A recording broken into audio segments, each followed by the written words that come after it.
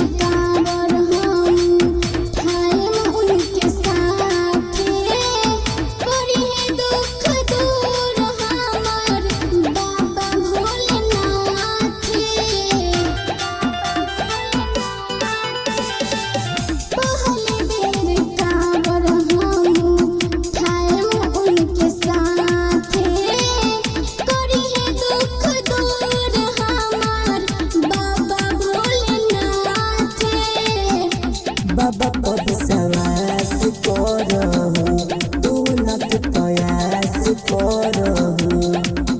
हमर बोलम आवत रे हमारे सजनी आवत रे कि जलवा ढारे खातिर हमरो सावन में भतार आवत रे कि पेनिया गिरुआ कलर साड़िया हमार भतार लावत रे।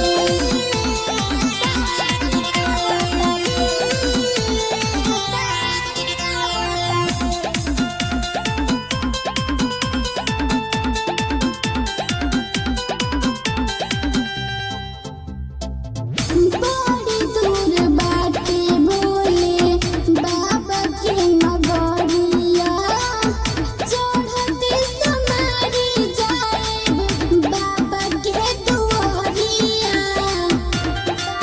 अरे सुना बड़ी दूर बाटे भोले बाबा के नगरिया चढ़ते समारी जाएब बाबा के दुआरिया।